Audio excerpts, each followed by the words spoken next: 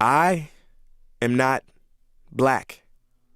I mean, that's what the world calls me, but it's not me. I didn't come out of my mother's womb saying, "Hey everybody, I'm black." No, I was taught to be black, and you were taught to call me that, along with whatever you call yourself.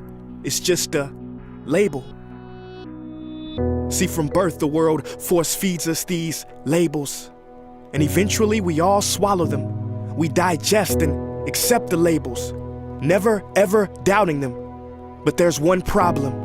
Labels are not you, and labels are not me. Labels are just labels. But who we truly are is not skin deep. See, when I drive my car, no one would ever confuse the car for me. Well, when I drive my body, why do you confuse me for my body? It's my body. Get it?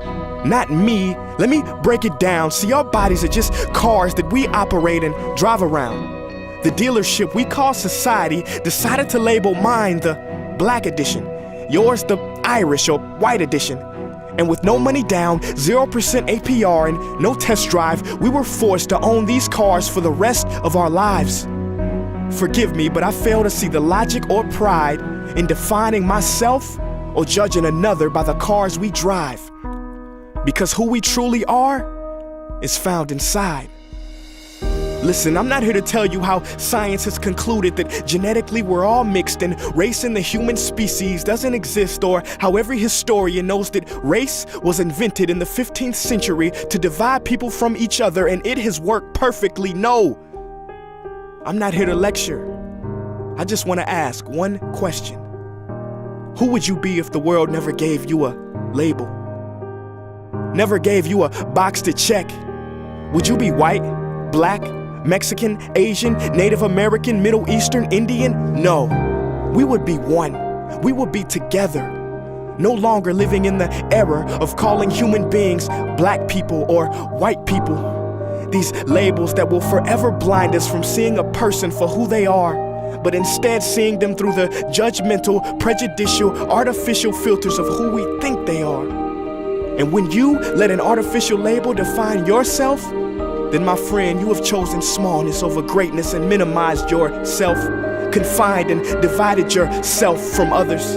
And it is an undeniable fact that where there is division, there will be conflict, and conflict starts wars. Therefore, every war has started over labels. It's always us versus them. So the answer to war, racism, sexism, and every other ism is so simple that every politician has missed it. It's the labels. We must rip them off. Isn't it funny how no baby is born racist, yet every baby cries when they hear the cries of another? No matter the gender, culture, or color, proving that deep down we were meant to connect and care for each other.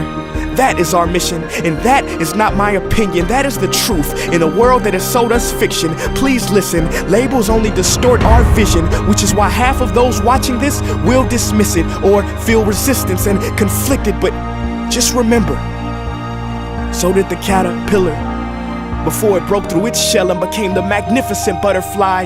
Well, these labels are our shells, and we must do the same thing so we can finally spread our wings. Human beings were not meant to be slapped with labels like groceries and supermarkets. DNA cannot be regulated by the FDA. We were meant to be free, and only until we remove them all and stop living and thinking so small will we be free to see ourselves and each other for who we truly are.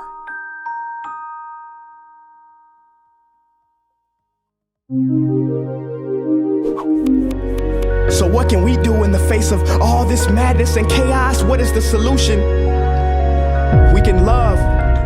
Trying to control the mind is like trying to flatten out water. You just make more waves.